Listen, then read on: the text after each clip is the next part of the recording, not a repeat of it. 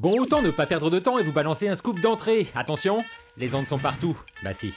Wi-Fi, Bluetooth, antenne relais, four à micro-ondes, ligne à haute tension, téléphone portable, ordinateur, GPS, box internet, etc., etc. Elles sont partout. Ulysse a décidé de mesurer la quantité d'ondes présentes chez lui. Et ça c'est facile et ça peut être gratuit. Il suffit de renvoyer un formulaire co-signé par sa mairie ou une association à l'ANFR, l'Agence nationale des fréquences. Problème, la prise en charge peut prendre du temps. Alors comme Ulysse est du genre pressé, il a fait appel à une société privée. Ça coûte environ 150 € le check-up. On utilise un champ-mètre, donc c'est une machine qui va mesurer le champ électrique pour les hautes fréquences, tout ce qui est Wi-Fi, antenne relais, Bluetooth, etc. Et donc on va commencer par regarder quels sont les points chauds, là où il y a le plus d'ondes. Donc là par exemple, on voit qu'on a un champ électrique qui est inférieur à 0,5 volts. Si on s'approche d'une source, on va le voir monter. D'accord. Et en fonction de chaque source, par exemple, là, on est sur une box internet, ça va être un peu plus fort. Ouais, 1,5 environ. Mais dès qu'on s'éloigne, on s'aperçoit que le champ diminue fortement.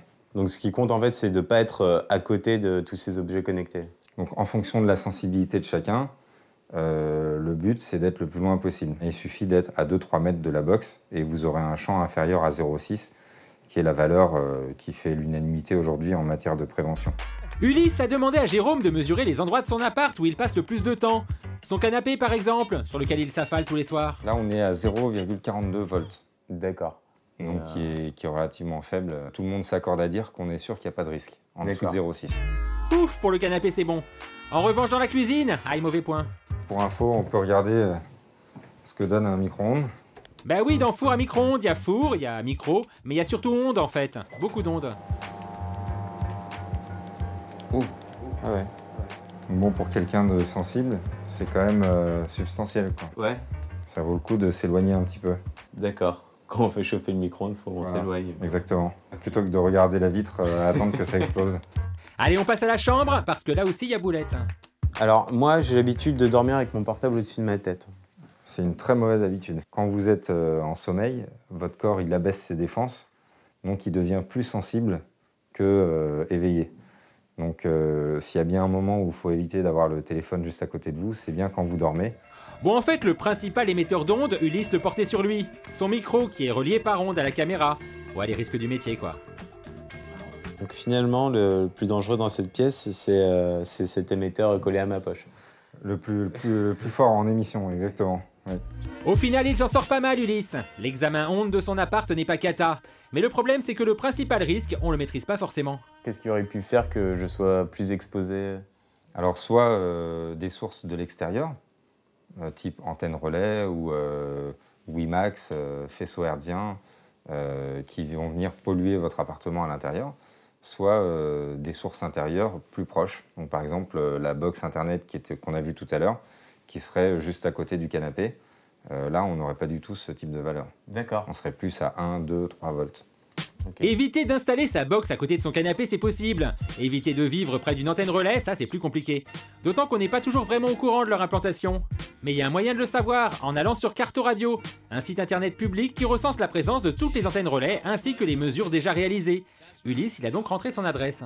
Et là, on a les antennes relais qu'il y a sur le site de radiotéléphonie. D'accord. Donc on voit qu'il y a de la 2G, 3G, 4G, un faisceau hertzien, enfin il y a un petit peu toute la famille. Donc il y a 3 opérateurs environ à 200 mètres de chez moi, c'est ça? Voilà. 3 antennes relais.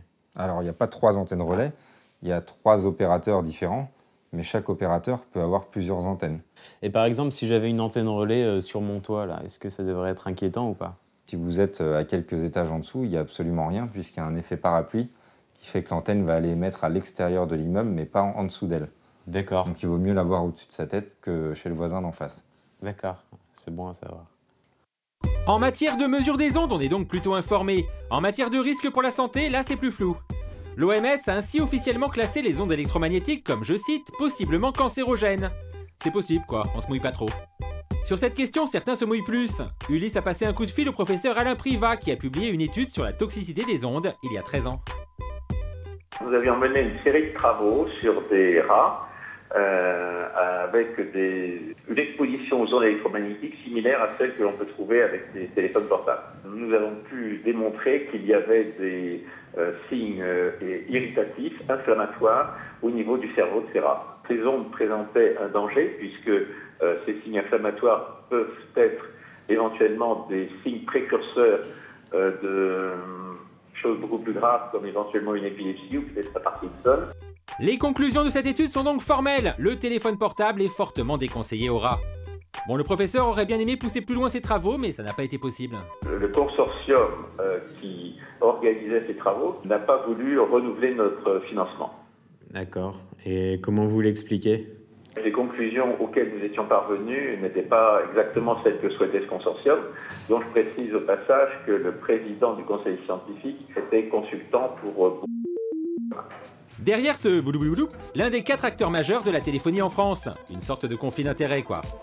Ulysse a contacté l'ANSES, l'Agence nationale de sécurité sanitaire, pour connaître leur position. En plus, ça tombe bien, ils sont en train de travailler sur la question, notamment sur le rapport entre les radiofréquences et les enfants. Ça tombe bien, non? Bah non, le responsable de l'étude, il était pas dispo.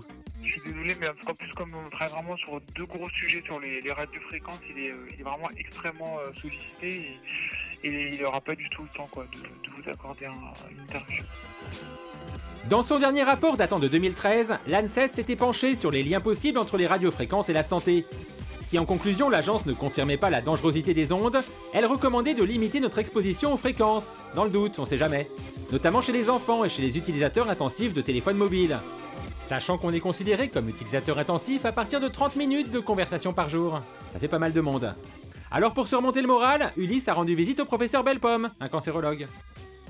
Sur toutes les études que j'ai pu consulter, j'ai remarqué qu'il y avait toujours une association entre les ondes et les maladies, mais jamais un lien de cause à effet. Il n'y a pas vraiment encore de preuves scientifiques. Bien sûr que si. Nous avons maintenant des informations scientifiques suffisantes pour dire que, tout au moins pour certains cancers et pour la maladie d'Alzheimer, il y a des liens de causalité entre champs électromagnétiques et apparition de ces pathologies. Beaucoup d'études actuellement, je dis à peu près une centaine d'articles, qui montrent qu'il y a une susceptibilité chez les nourrissons, les enfants et les adolescents, ainsi que chez les sujets très âgés. Vous connaissez l'étude Interphone, oui, qui a démontré en matière de tumeur cérébrale que le risque de cancer du cerveau était multiplié par 5 chez les sujets de moins de 20 ans qui utilisaient 1 heure ou plus un téléphone portable, et que la tumeur survenait le plus souvent du côté où on avait utilisé le portable. Mettre les nouveau-nés au contact des champs électromagnétiques très très tôt,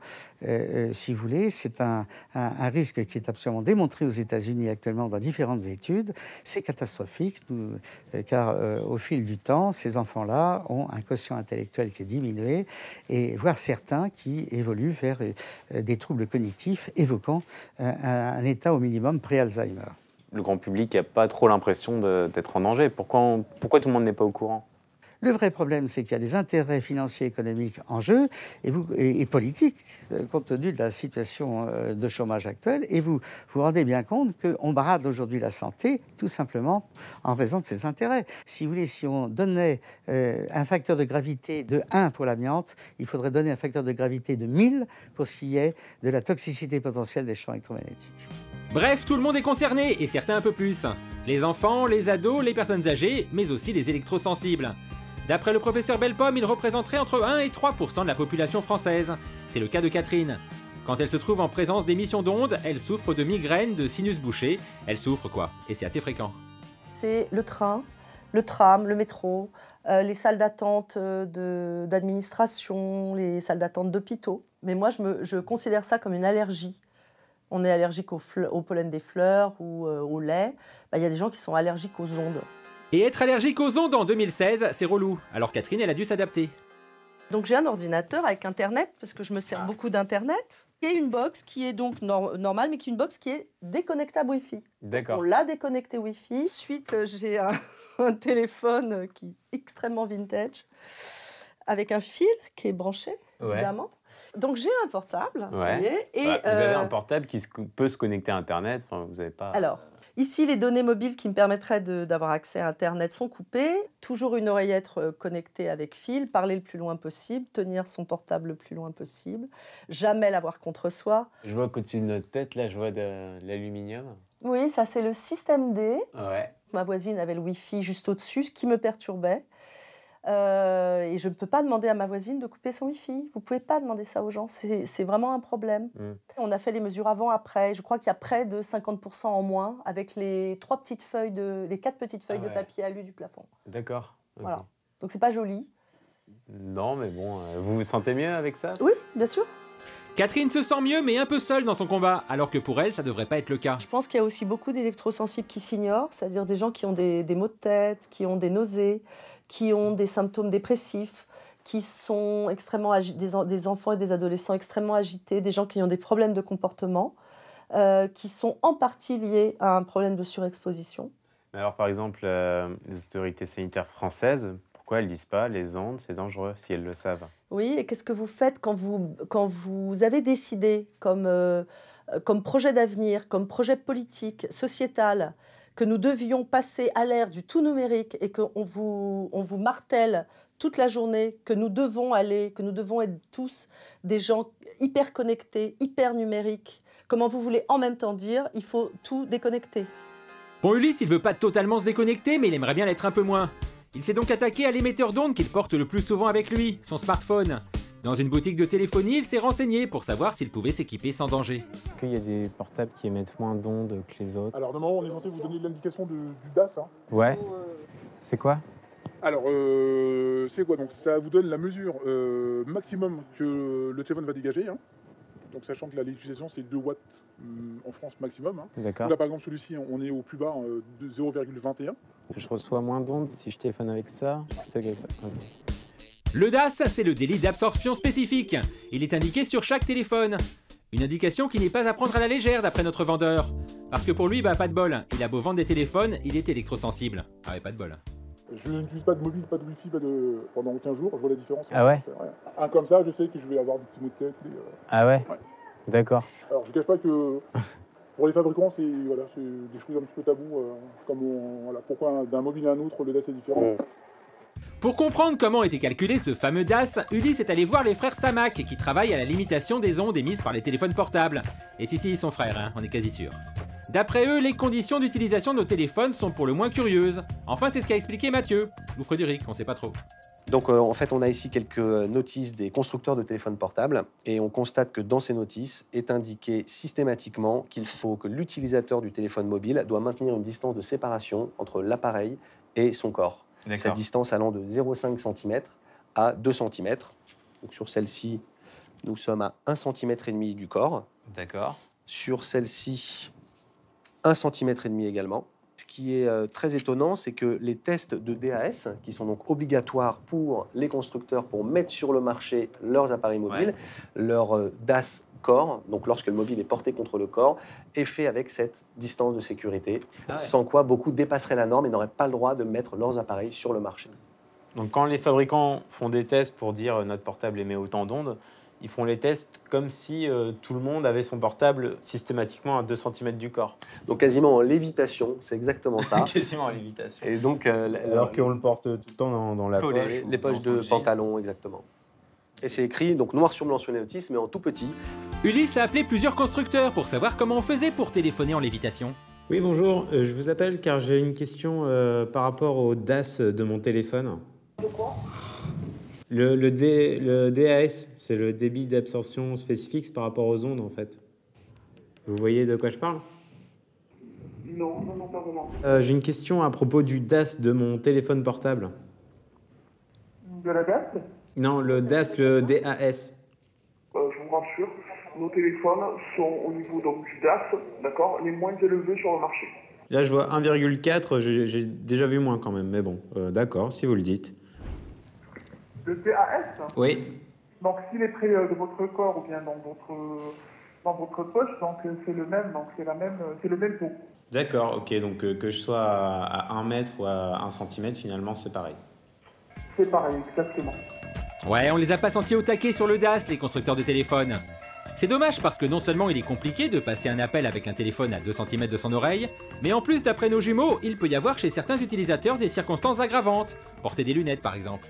Lorsqu'on utilise des lunettes, des boucles d'oreilles, des objets métalliques qu'on peut porter sur soi, même des colliers, ça va modifier, ça va se comporter comme des antennes, ça va attirer les ondes et ça va modifier l'exposition du visage. En quelques secondes, le taux d'émission d'ondes passe de 2 à plus de 40. Pas bon ça. Et on n'a pas de recul scientifique aujourd'hui sur la réalité de ces usages-là, qui sont en fait des usages réels, qui ne sont pas des usages simulés. J'y aurais pas du tout pensé, moi, perso.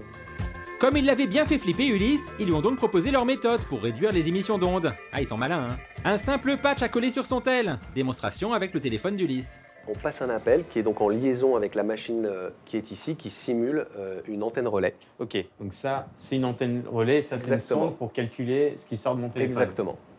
Alors là, on est à plus de 600, ça veut dire quoi? C'est beaucoup ou pas? Ah oui, c'est pas mal parce que ce type d'appareil fait partie des téléphones qui peuvent aller assez loin en exposition. Plus on a de barres sur son téléphone, moins on est exposé aux ondes. Et dès qu'on arrive à 1 et 2 barres, on est beaucoup plus exposé aux ondes. Ah, mieux on capte et moins on se prend d'ondes. Exactement. Et ce qui est surtout impressionnant, c'est que le différentiel de puissance est de 1 à 1000, selon les meilleures conditions réseau et les pires conditions réseau. Et avec le patch collé au dos du téléphone, le taux d'onde chute largement. Alors là, on est passé d'environ 600 à 150, donc c'était divisé par 4. Est-ce que ça veut dire que mon portable capte 4 fois moins bien maintenant? Non, pas du tout. En fait, c'est une meilleure régulation de la puissance du téléphone portable. Ça permet en fait d'éliminer l'absorption d'une partie des ondes qui est inutile à l'établissement et au suivi d'une bonne communication. Plutôt convaincante leur démo. Alors soit ils nous ont bien embobinés, soit on peut se demander pourquoi les constructeurs ne s'en inspirent pas pour réduire les émissions d'ondes. Bah y a une raison logique en fait. C'est vrai que tant que les ondes ne sont pas officiellement dangereuses, ça ne les intéresse pas d'intégrer ce dispositif. Ce serait quand même reconnaître quelque part que c'est dangereux, même si de notre point de vue, ils pourraient tout à fait au contraire avoir un marketing intelligent et aujourd'hui où le consommateur est roi, proposer justement à leurs clients de se différencier avec un produit qui va prendre soin d'eux. Des systèmes pour limiter les émissions d'ondes de son téléphone, il en existe plusieurs vendus dans le commerce. Alors même si officiellement c'est pas dangereux, dans le doute. Hein. D'ailleurs, il existe aussi des gammes de vêtements censés nous protéger des ondes, même si c'est pas dangereux. Ulysse, il a testé un bonnet pour enfants, un body pour femme enceinte, un caleçon et un plaid. Alors pour le tester, rien de plus simple, il faut prendre son téléphone mobile et l'envelopper dans le produit. Alors voilà, hop. Ensuite, il faut patienter 30 secondes et appeler le téléphone. Si ça marche, le téléphone ne sonnera pas parce qu'il n'aura plus de réseau grâce au produit. Donc voilà, ça fait 30 secondes, j'appelle le téléphone. Ah. Ok, bon. Ouais, pas probant Ulysse, hein. Bah ça... Là, ça a pas marché, là. Peut-être que le body pour femme enceinte est plus efficace? Bah non. Bon. Après, ça fonctionne à 99,9%, donc peut-être qu'on n'a vraiment pas de chance, en fait, mais que ça marche d'habitude. Ouais, et puis officiellement, c'est pas dangereux. Pour mettre toutes les chances de notre côté, on va mettre le téléphone dans le bonnet, dans le caleçon, dans le body pour femme enceinte et dans le plaid. Et dans la série 4 précautions valent mieux qu'une. Bonjour, vous êtes sur le portable d'Ulysse Thévenon. Je ne suis pas disponible pour l'instant, donc laissez-moi un message et je vous rappellerai. À bientôt. Bon bah voilà, très simple. Conclusion, si vous voulez être protégé des ondes, il faut mettre un bonnet, un caleçon, un body et un plaid sur vous. Et là, vous êtes sûr d'être tranquille. Bon, pour les vêtements, on n'est pas sûr, mais on vous a quand même préparé une petite liste de conseils pour se protéger des ondes, même si officiellement, tout ça. Faites attention à votre couverture réseau. Un portable qui capte bien émet moins d'ondes qu'un téléphone qui capte mal. Évitez donc de téléphoner dans des endroits mal couverts, comme le métro par exemple. En plus, pour les autres, c'est relou. Évitez d'ailleurs de téléphoner en vous déplaçant, comme dans un train, car votre téléphone va émettre des ondes en changeant d'antenne relais constamment. Utilisez un kit piéton et évitez de mettre votre téléphone dans votre poche. Chez vous, ne dormez pas avec votre téléphone à proximité et évitez d'installer votre box ou tout objet connecté à côté de votre canapé ou de votre lit. Des petits conseils quoi, au cas où. Non, c'est juste sur les vêtements qu'on a un doute. Hein.